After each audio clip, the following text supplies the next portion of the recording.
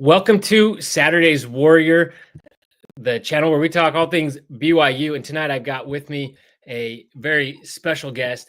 I've got Hema Heimuli here, Junior, Junior, right? Like Harry Potter, Yeah.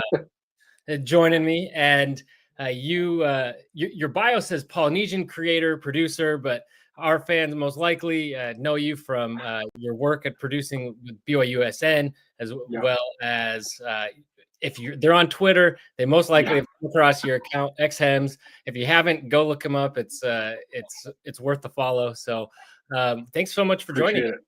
Oh, thank you. No, thank you for the invite. I'm excited to be here. Hopefully I provide some kind of value. But either way, it's going to be fun. I love talking all things BYU and being on Saturday's Warrior. Like I haven't been on before, so this is new territory for me. It'll be fun.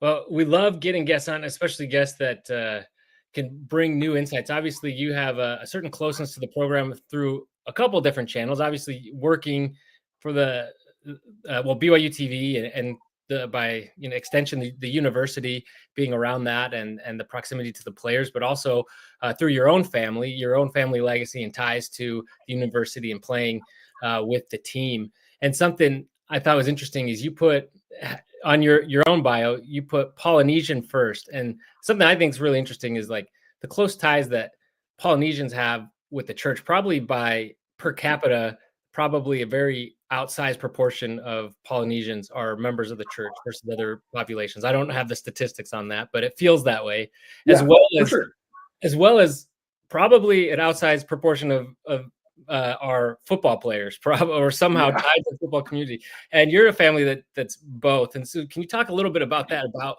what that tie is and what it means, and that tie to the university, especially with someone like Sitake at the helm of the program? Yeah, 100%. Yeah, I appreciate that. My dad's, my last name's Heimuli, which is a Tongan last name. My dad's Tongan. My mom is Maori from New Zealand. So I'm a little, fruit salad mix of Polynesian culture. But it's really important to me, like the sharing of my culture, the recognizing like what it is, what we are, And like you said, a lot of Polynesian culture is very like faith oriented. Like a large portion of Tongans are like LDS, part of the Church of Jesus Christ of Latter-day Saints. But other than that, they're like heavily Christian. I would say the majority of Polynesian people, and so faith's super important, family's super important, and it just BYU embodies all of that stuff. And you throw in the faith family football aspect, and boom, it's like most of us are football fans, and a lot of us are BYU fans. So my name Hema, I'm named after my uncle Hema. And so I guess I'm technically not a junior. I would be like a second, right? Like I'm named after him. But in Tongan, CE is what I am, Hema CE, which is just Hema Jr. And so that's where my name comes from. My father is actually Lake, who played in the 80s. And many uncles, cousins have played there. My brother Houston, most recently, he transferred from Stanford and played at BYU in 2022. He transferred and got married at BYU, so mission accomplished. He set a goal and he figured it out. But yeah, so that's a little bit about my history. Currently, I'm a producer at BYU TV, like you said. I produce a lot of studio shows, most notably like the Sitake Show, Kevin Young Show, and then the pregame shows for football and basketball, so Game Day and Countdown, and yeah, so a lot of sportsing. We're just getting close. It's just around the corner. So like my anxiety is kind of rising, but so is my excitement for BYU sports. I'm ready. I have a question, and I wasn't thinking this because we're talking football tonight, but I mean, this is the first time I remember coming into football season and having half an eye, maybe one eye on the basketball season already. Like, how are you feeling about that? 100%. At the end of last season, I guess, because we kind of just roll into the basketball season. Around March, I was like, you know what? Like this next year, I have a feeling it's going to be a huge year with AJ coming and stuff like that. And so, the excitement level is unprecedented. If you can see back here, my couch behind me, my children have stolen the couch cushions and they've made forts. They tend to do that. They take all the cushions from the house, and much like the Marriott Center in the fall, there's not a seat in the house. I think it's going to be packed. People are super excited, and the fact that BYU football came off such a great season, rolling into such a hyped basketball season, it's energy's through the roof. So that's how I'm feeling. Well, awesome. Yeah, I am stoked about that as well. Yeah, it's wild. Like I keep going back and forth, like which one I'm more excited about. But obviously football, because it's sooner and we get both. But we got Jackson Payne. Let's go, Jackson. I think that's what he means. The two legends are you and Jackson here on one podcast. So I appreciate you bringing the legend count up from 1 to 2, Jackson. Let's go. So, yeah, friend of the pod here. But all right. So without further ado, let's get to what we came to talk about, which is we're going to rank BYU by position group, really just where we feel most confident in. Obviously, we're still fairly early into fall camp, but I think at this point we kind of have a good sense of which groups based on personnel and things that we've heard so far. So we're going to go through it, and we'll start at the bottom and kind of work our way to number one. And we'll start with you. Just kind of, we'll just let it rip and see where it goes. Okay. Okay. So very least confident. I'm gonna go D-line on this one. Okay. I know that we got Nutanuvasa and Tamuepeo is there too, but that's still pretty light, I think. We haven't seen Justin Kirkland so far, so I'm gonna count him out for now until I've seen some things from him. But that's a pretty light D tackle situation, I think. So that's where I feel the most worried, is at the D tackle spot. What about you? So I have them at 8. Okay. For a lot of the same reasons. And here, before we get too far, Jackson, he says it's me. I know it's him, but if you don't have anything honest to say, Jackson, keep it to yourself. But yeah, so I had them at 8, and yeah, the same thing. Like I know Janu Tanavasa is going to be, a stud, but one guy alone, like he can create a lot of havoc, but I think there's still a lot more question mark, and it's basically a whole new group. Like they've revamped completely. Yeah. So I think it's just uncertainty there. At number 9, maybe this isn't fair completely, but I put tight end. But okay, that's good. But only because I'm not really sure what to make of the tight end position. I know we've got at least one stud there, but how's it going to be utilized? How's it going to fit in with what this offense is doing? And will one guy be enough? And then another thing that I think about when looking at it is like, are you having to change up personnel that's going to signal what your package is? You're Sure. running. You have a tight end that can do it all, or you like, oh, this guy's in. Now now we know what this play is going to be or whatever. Yeah. And so I think that's kind of where some of my question marks around the tight end. That's really good. I said tight ends as well. On Sports Nation on Monday morning, I ran some stats that talked about how utilization is my word. Utilization of the tight end has gone down since 2020, since like that COVID year.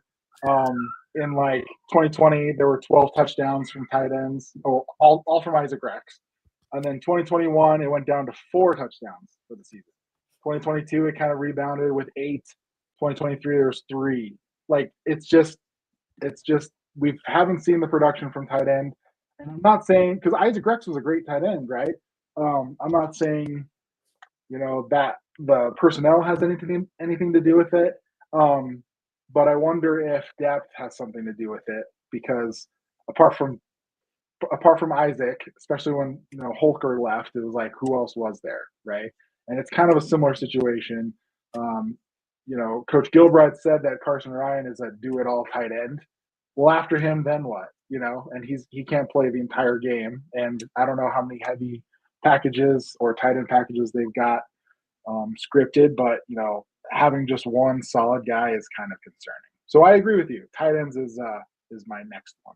Oh, you got them at 8. All right. Yeah, Yeah. and I just think of, like, we had Reiner Swanson. Granted, he was a, Slippy, Slappy, Swanson. So Uh, yeah.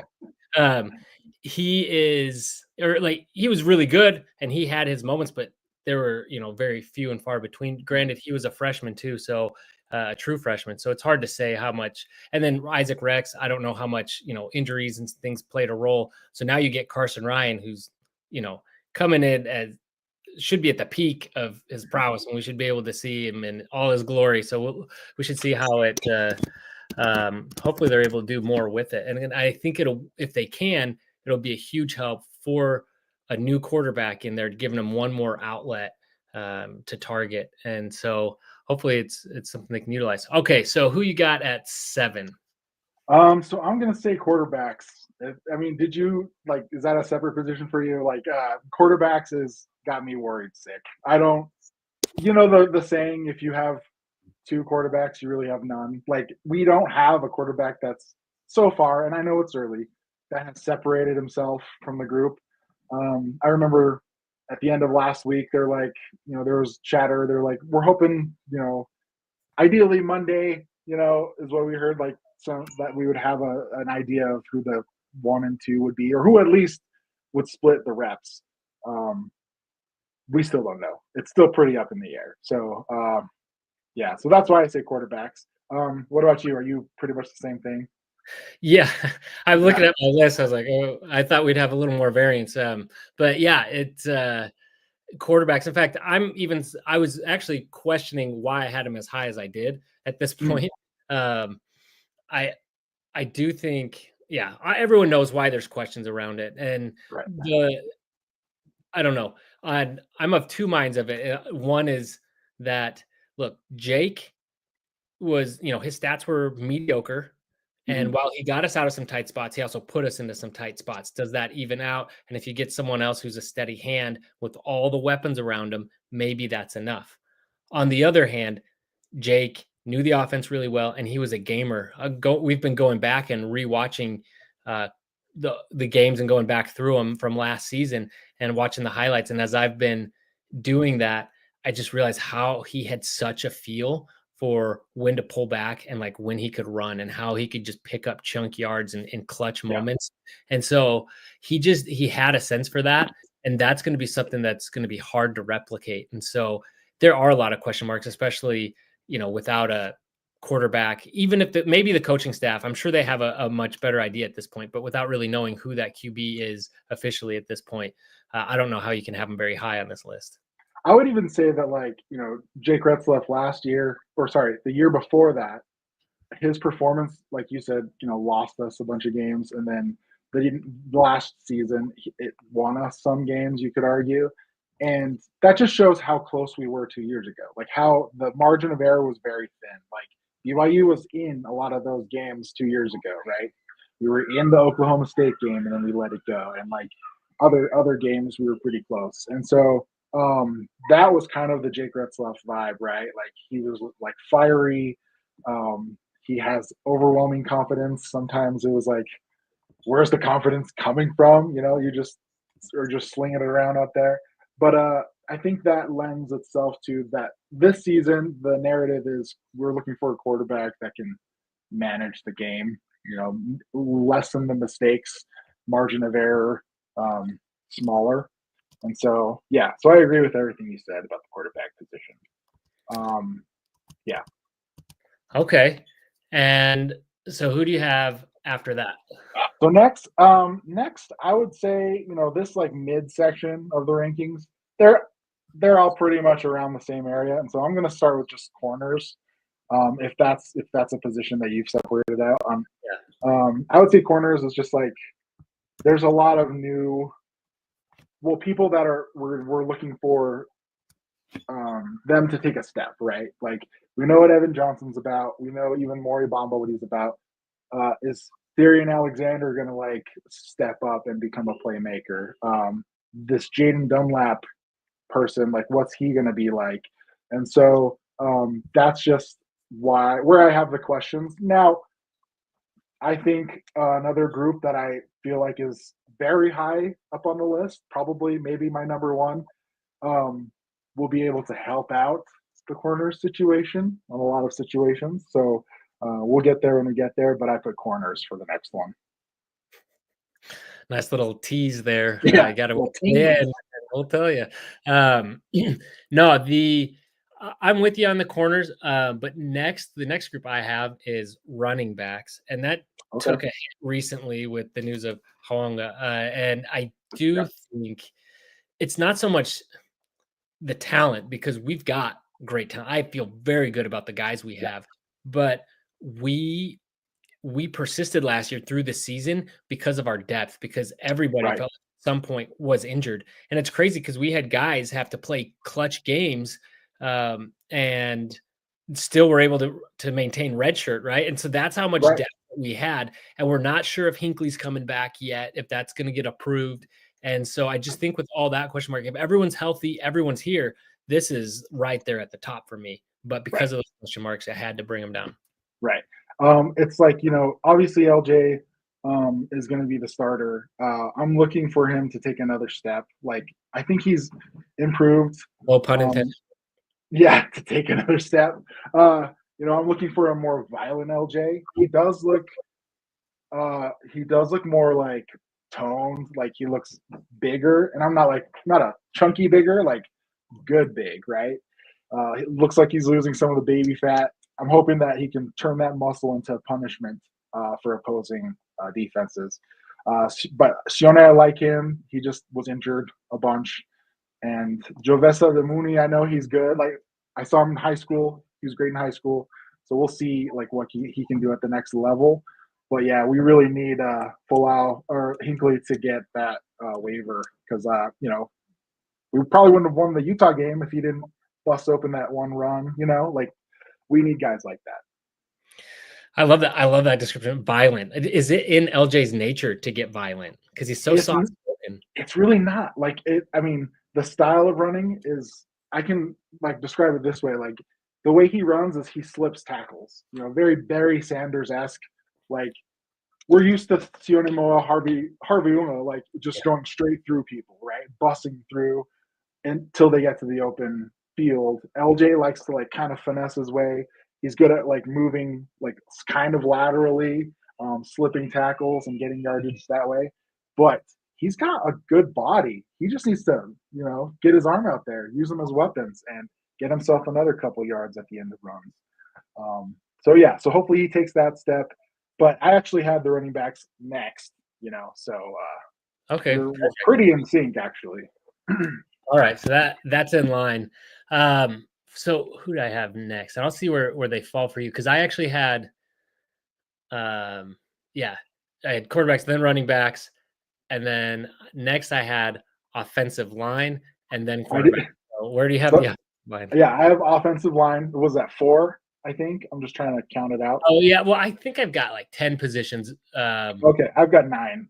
Oh, I mean, okay. I guess I could say like, do you have DNs as like a place, or do you have them at D line? Is it like together with the D line? Yeah. I Okay, think last year we broke it out. This year I just put them together. okay.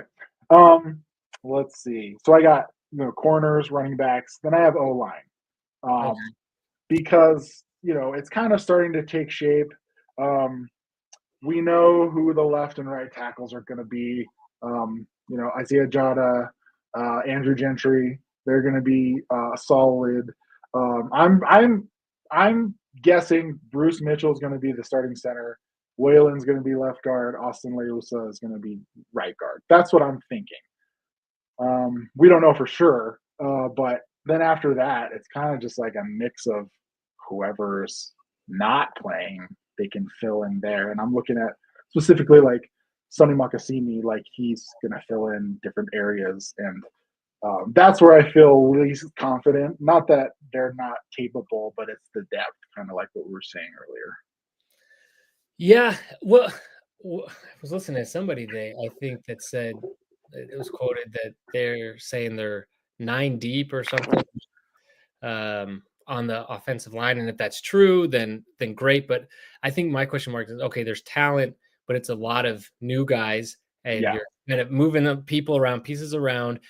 And so, yeah, it's just how's it all going to fit together? Is it enough time for people to gel, to figure it out and come together? And on the other hand, we saw what happened last year. We saw what Caleb Etienne became, Yeah.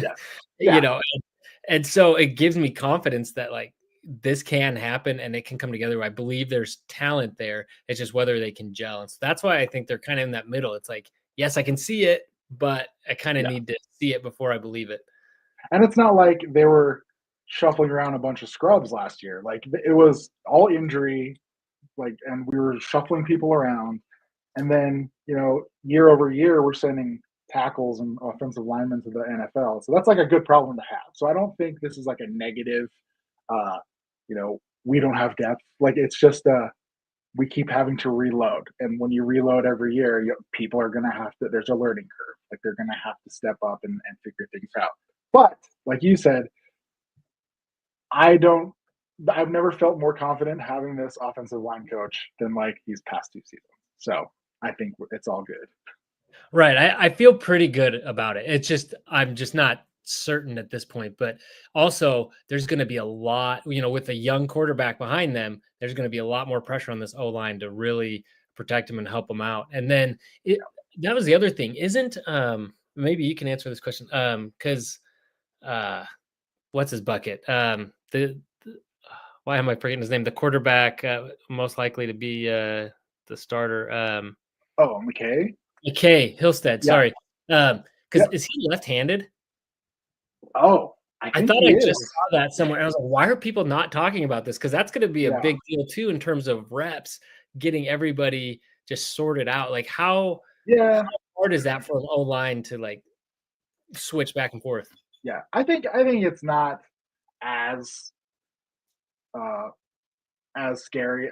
I'm like I get it. Like, left guard's supposed to be the blind side blocker or whatever. And like but I think the way these guys are coached, I mean, we saw it last year with a lot of our offensive linemen. They can bounce around, they can play different positions, they can play left, they can play right, whatever.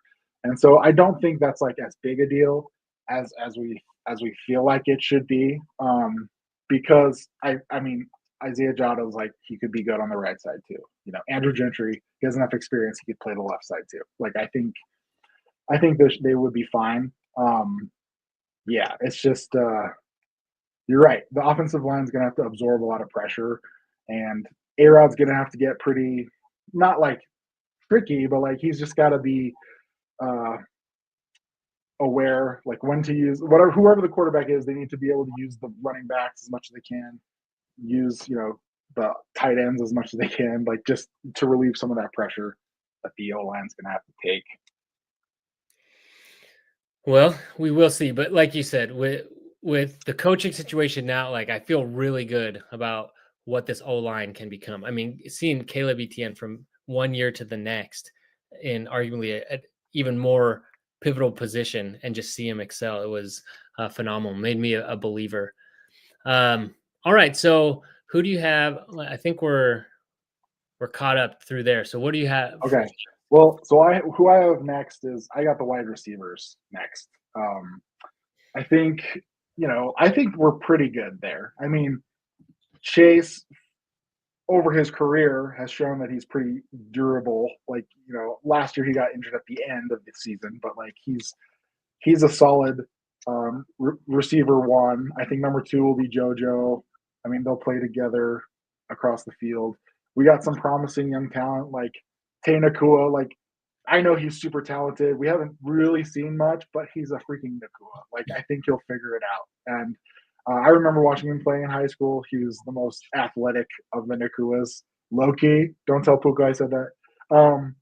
But then we got young talent like Cody Hagan, who was great in high school. And then we got, people that have been in the program like Don McKenzie. He's a speedster. Like, can he take some reps and do something with them? So I don't think we'll need to. We've got young guys, but like the OGs in that position are good and they'll carry us. Like, the saying was like, you don't see anybody throw it up to two, and he'll catch it. Like, so I that's why I put the wide receivers where I put them. Yeah, I'm with you. I have him just one step after you, and the same things. I mean, obviously, there's depth. We've been doing that for years, and then we know what Chase Roberts can do.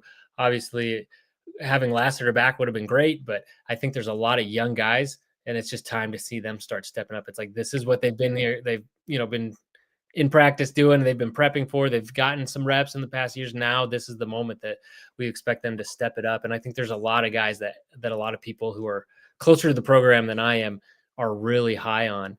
It's funny because some of the guys you mentioned, like Tay Nakua, who I mean, he was kind of an afterthought. I was listening to comments from A-Rod, and he was kind of an afterthought. So I mean, that's kind of shows the depth chart with the guys that he has that he's feeling really good about. And if there are injuries, you feel like there's somebody who will step up. I mean, that's how it's been with wide receiver too. Is somebody will come up out of nowhere, or maybe we knew they were good, but they come up and like Chase Roberts when he burst onto the scenes or whatever. Like you're not always expecting it. So I feel like there's going to be lots of chance for the receivers to show their value, and we're going to need them to because again, it goes back to that quarterback, and they've got to have guys to throw to. Yeah, 100%. I mean, we didn't even mention Parker. Like he could play receiver. Like he can like, and he's been in the program forever. So like, yeah, we're good at wide receiver, I think. Yeah. So here's who I have next, if you want. So I have the linebackers next, and I'm nearing the end of my list. So they're like number 2 for me. Like linebackers, I'm so confident in them. Even though we do have a lot of young guys waiting behind Lasker, Fiale, Jack, Kelly, like the Kofusis are there. We forget about Brian Strother or whatever. Like I've heard he's got some talent, and he just hasn't had the opportunity to show it yet. And so I feel really confident in the linebackers, and BYU just has a storied history of solid linebacker play. So I think with a guy like Kalani at the helm, Jay Hill leading the defense, I think our linebackers are going to be solid. Yeah, that is a really good one. So I think, yeah, I'm trying to align here. So because I think I've got a couple more squeezed in here. Okay. So you go your couple. Let me see. Because did you already say safeties, or were you counting? I did. Okay, those are my number 1. Yeah. Oh, that's your number 1. Okay, sorry. Spoiler alert. You're good. So I had safeties right after wide receiver, or right before. Yeah, I guess before, since we're going up. And I feel really good about it. I think there are some question marks just because there's turnover, but I feel really good about safeties being coached by Coach Hill. I think I'm not really worried. It's just that I think there's some guys there, and I'm actually really excited about them. So maybe they arguably should have been a little bit higher. But it was just, I think that the couple I have ahead of them were just a little bit more, a little bit more sure. And that's why I have them there. But yeah, it's by a small margin. Then I had wide receivers. And then after that, and maybe you weren't counting this one, I put number 2, I put special teams. Okay. That makes sense. Yeah. I had to. I wouldn't quibble with special teams being 1 or 2. They were electric last year. They won us games. They scored the most I had ever seen special teams score on a BYU squad. So I get that. That's a good pick. Yeah, like you said, they won us games. Like that was a key factor for BYU in terms of defense putting the offense, giving them a short field, but special teams was doing that well. Even when it wasn't a crazy Parker Kingston return or whatever, like it was just being able to punt and get them within the 5, or and make them have to go the whole distance of the field. Just every phase of special teams, let alone I just feel confident. Obviously, Will Farron, we all love. He's legend now at BYU, and so I feel really good about him. And then at number 1, I had linebackers. And so I just think the combination of Glasker and Jack Kelly and Isaiah Glasker right there. It's just, I mean, I don't know. They could put me out there with them, and I would feel confident with that group. And so again, and it's Jay Hill and his defense, and I think that's going to be that's the group I feel most confident about. out of the whole defense. And I think with Jay Hill leading them, I think they're going to cause lots of havoc and be a key piece in keeping BYU in a lot of games. 100%. They're going to have to, like, let's be honest, the linebackers are going to have to play. If the D tackle situation, the defensive line situation is as thin as I think it's going to be, we're going to have to rely on linebacker play throughout the season, all season. And so it's good that you have them up there because they're going to have to play like number one spot. We all saw what Glasser did, and then just like time and again, the quarterback, you're like, oh, quarterback's going to get out or whatever. And Jack Kelly would come out of nowhere.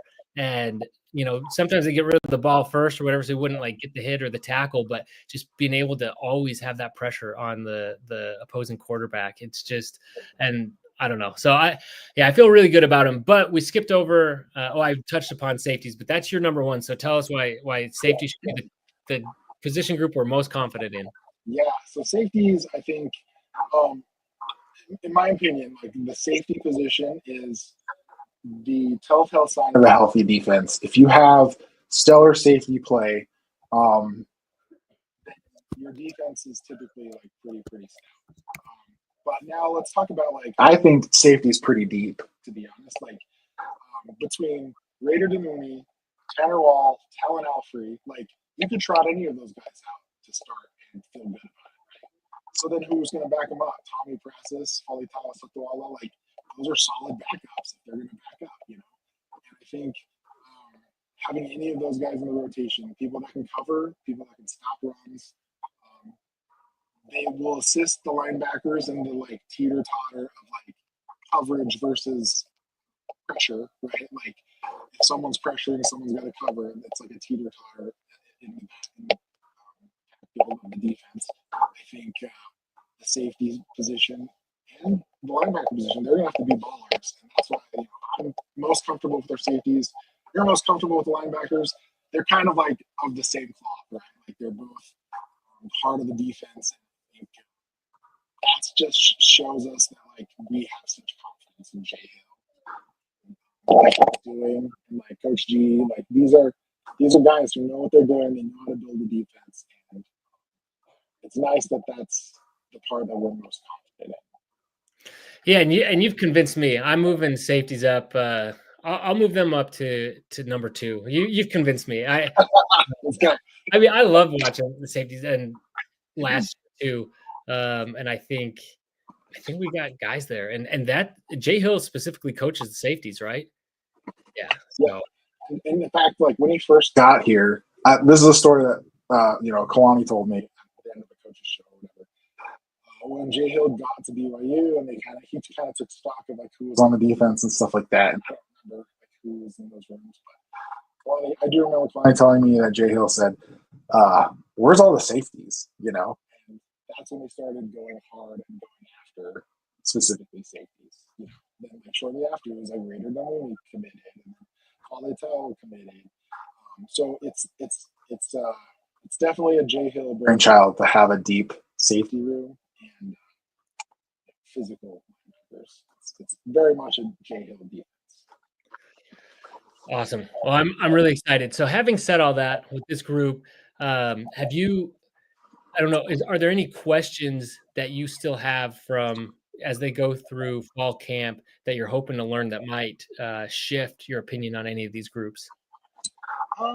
Yeah, it's tough because there is media observation, but it's very, very little, and you're not going to show anything really in those observation periods.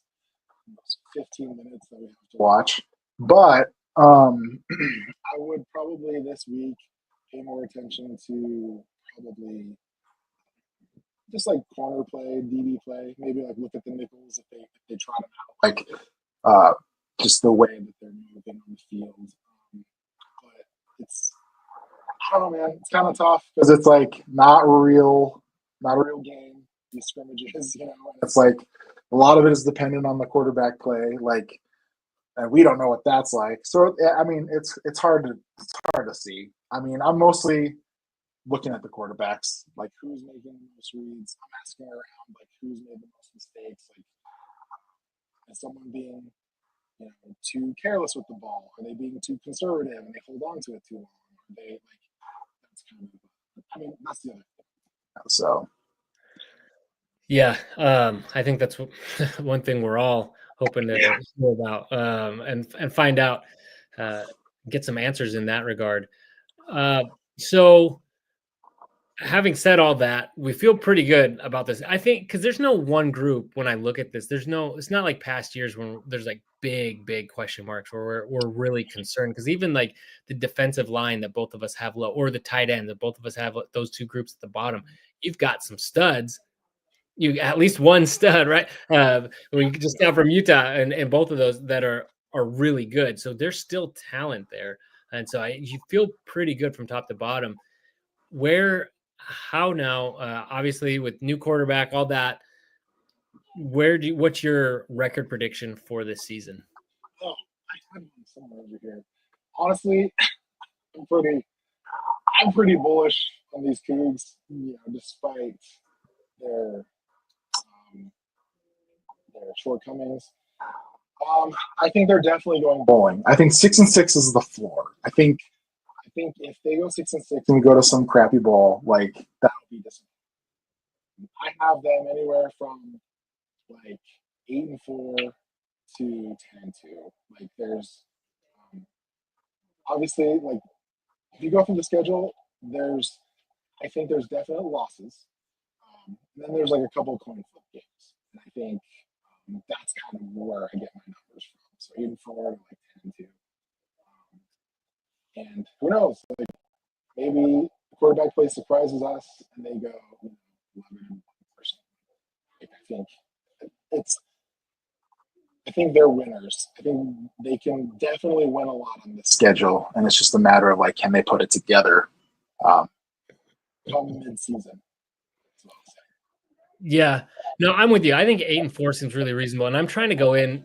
I feel like whenever I get my hopes up high, I was there during the quest for perfection. So I feel like whenever my hopes are up high is when they're going to be crushed, and so I try to go in with tempered expectations.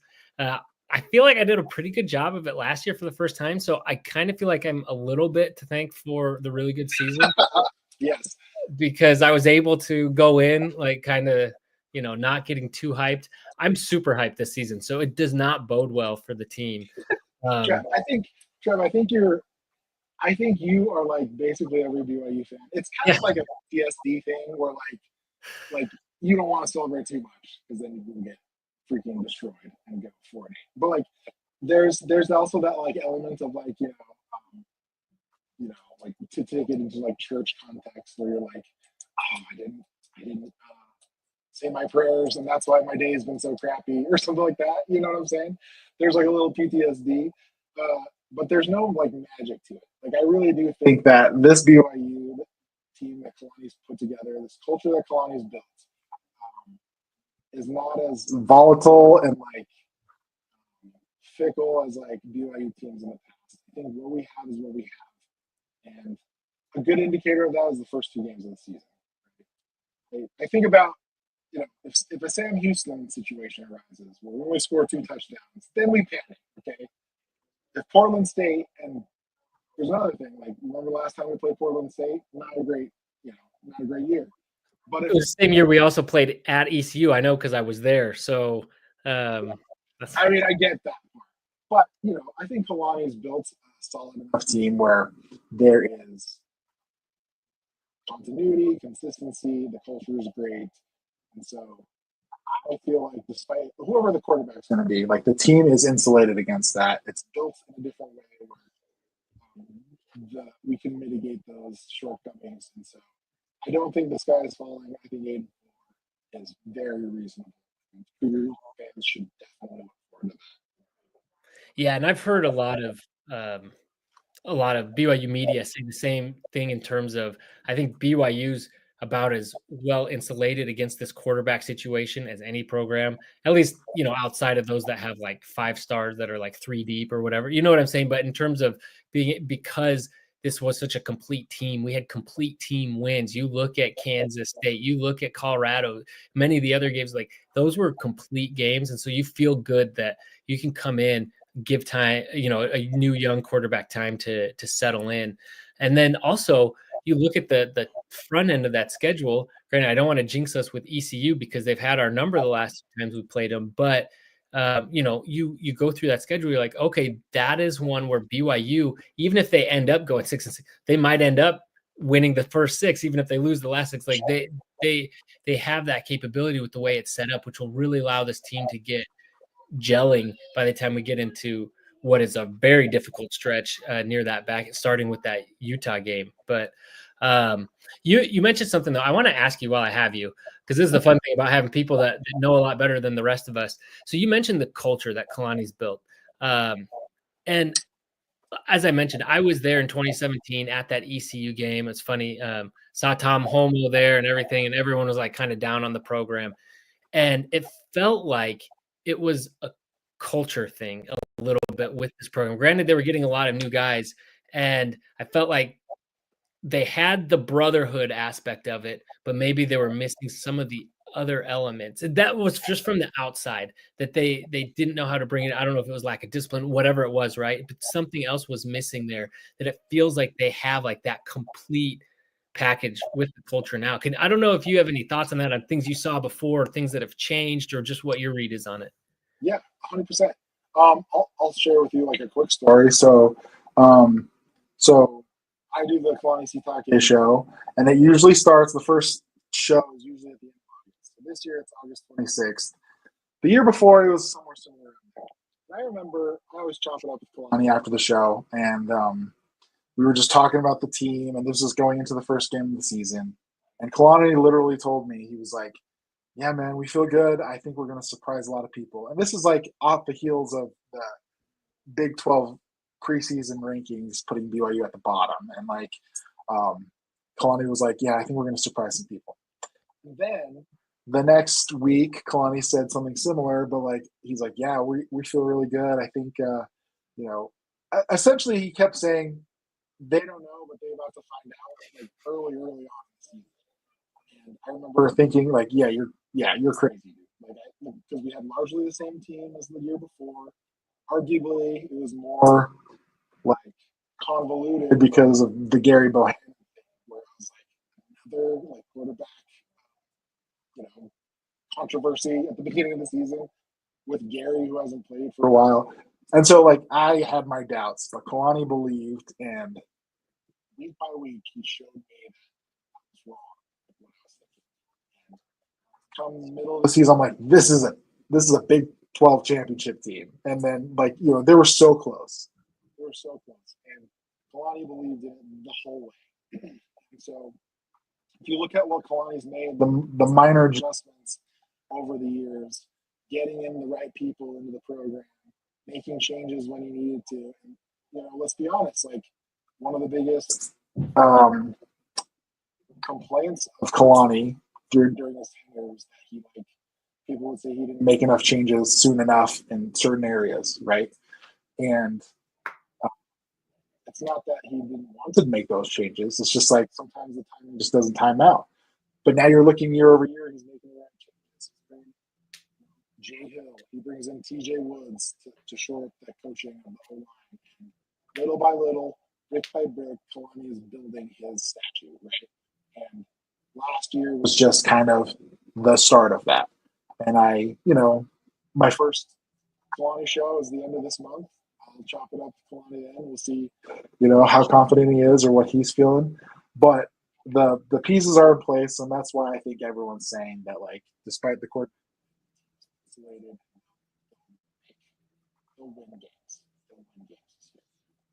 And so, in fact, the coaches poll coming out, putting BYU on there, like, kind of made me like, oh man, like, we need to be underdogs. You know what I mean? Like, we shouldn't. Like, I don't expect us to be on the AP poll, but being on the coaches poll is like, oh man, like, we need that chip on our shoulder, So that.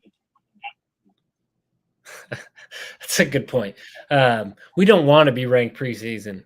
We just want to be ranked at the end when it counts. Although, in fairness, because of, bias and the anchoring bias, and just being able to start in the polls is going to change the perception It's all the way nice, through. And for so sure. it could help later on, whereas last year you saw, we had a couple losses and we fell off the map. They weren't even talking about us really for a playoff spot, when, I think BYU at least should have been in the conversation with Miami and SMU and Bama, whoever, right? And so, yeah, no, I think that's great. Yeah, and there was something different about this team. They've definitely put it together, and I think that's part of what hurt last year. Is it, like, I remember after the Oklahoma State game, I was just like, this team will not lose. Like, they don't know how to lose. Like, and I was already believing, like, there's already so many moments, but at that moment I was like, this team has something special. Like, they refuse to let go. And that's why the Kansas game, funny, my daughter broke her arm that night, so I was in the ER. I was missing the game. I come back, it's after midnight. I'm East Coast, and so it's, I get home, and I was gonna start at the beginning, and I accidentally saw part of the game. I was like, I'm just gonna hop here in the fourth quarter, and it was right.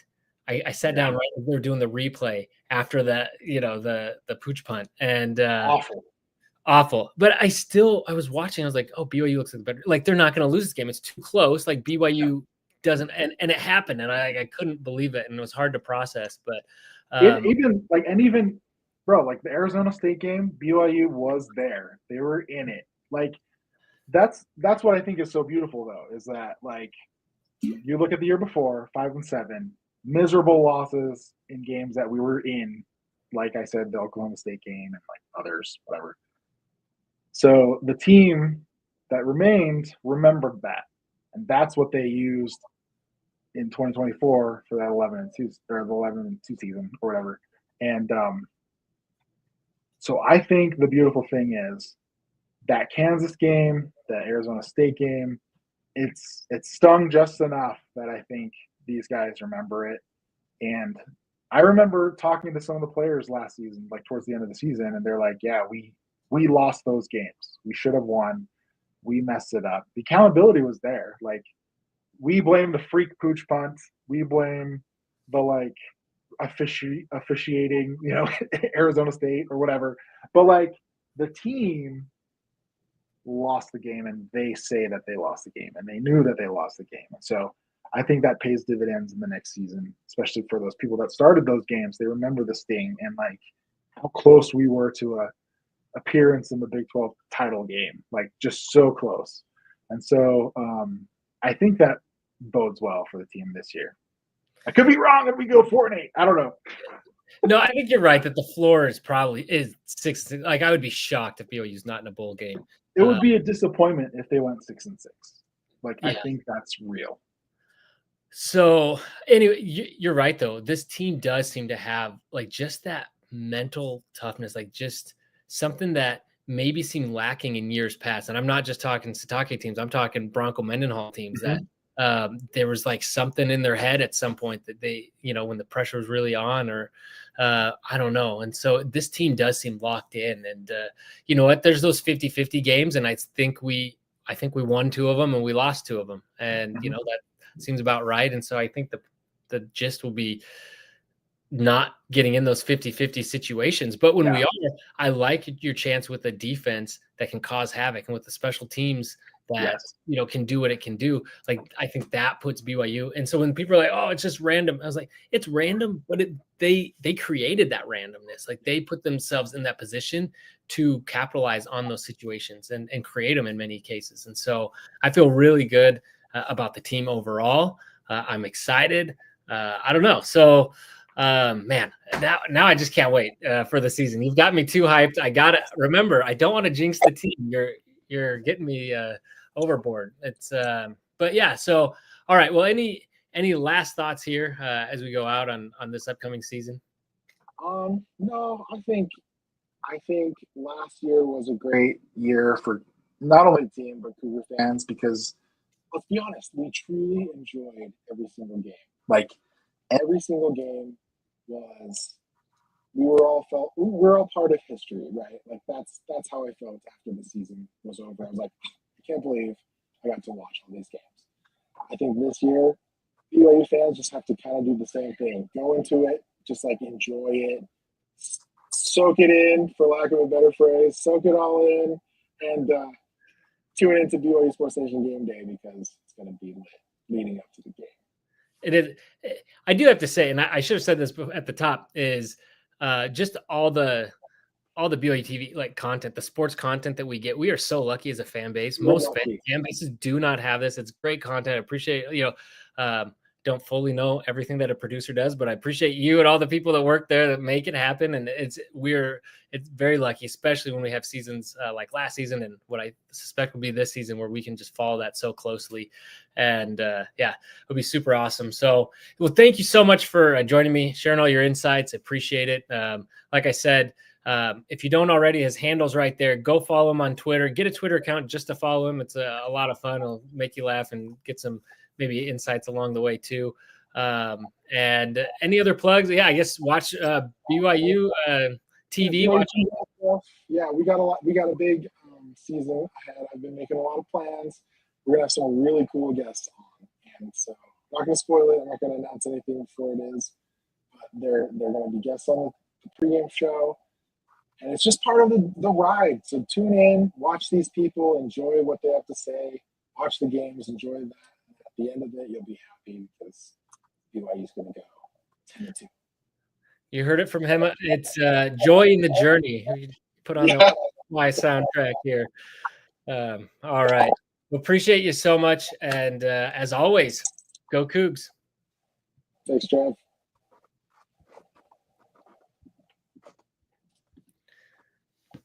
Got to find that.